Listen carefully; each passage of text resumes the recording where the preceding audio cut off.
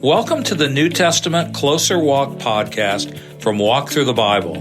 This podcast is a daily adventure that will guide you on a life-changing journey through the New Testament in 1 year.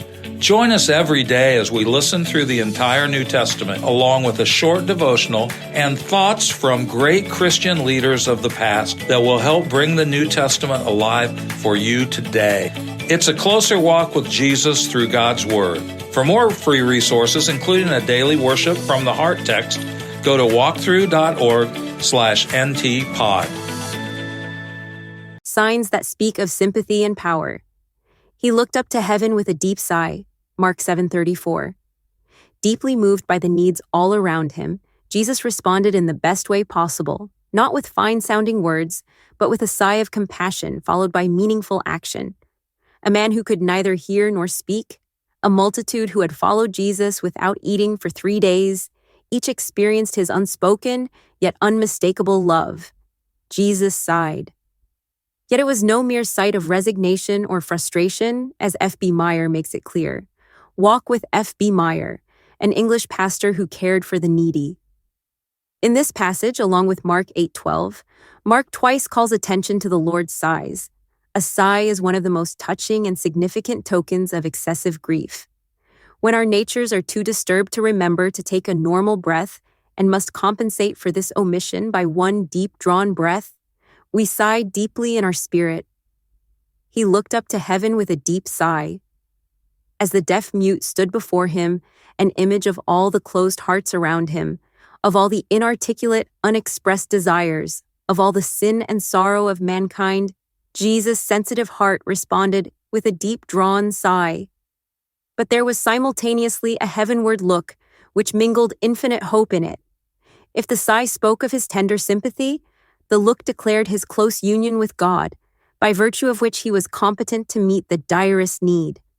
Jesus, in doing good, would look to heaven and sigh, but his sighs were followed by the touch and word of power. Let us not be content with a sigh of sympathy and regret. Today's New Testament reading is Mark chapter 7, verses 24 through 37. Jesus left that place and went to the vicinity of Tyre. He entered a house and did not want anyone to know it, yet he could not keep his presence secret. In fact, as soon as she heard about him, a woman whose little daughter was possessed by an impure spirit came and fell at his feet. The woman was a Greek, born in Syrian Phoenicia.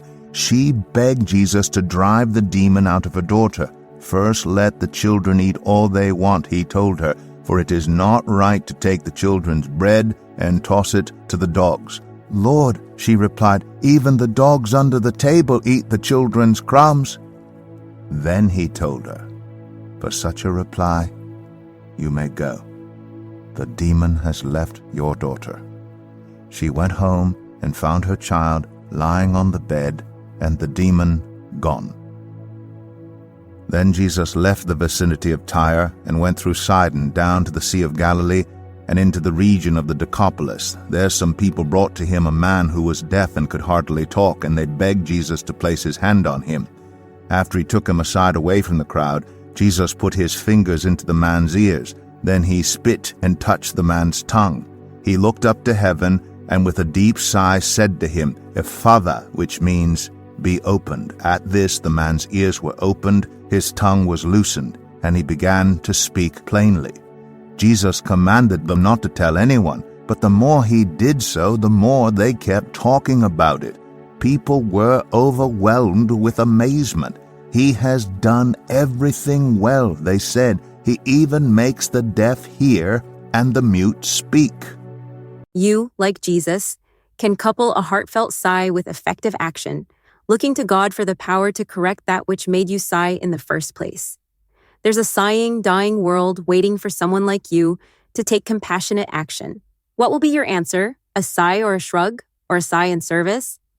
Thank you for joining us today. Make sure you subscribe so you don't miss a single episode as we take a closer walk through the New Testament in 1 year. For more free resources, including a daily worship from the Heart text, go to walkthru.org/ntpod. That's WALKTHRU.org/NTPOD. Walk Through the Bible. Take a walk, change the world.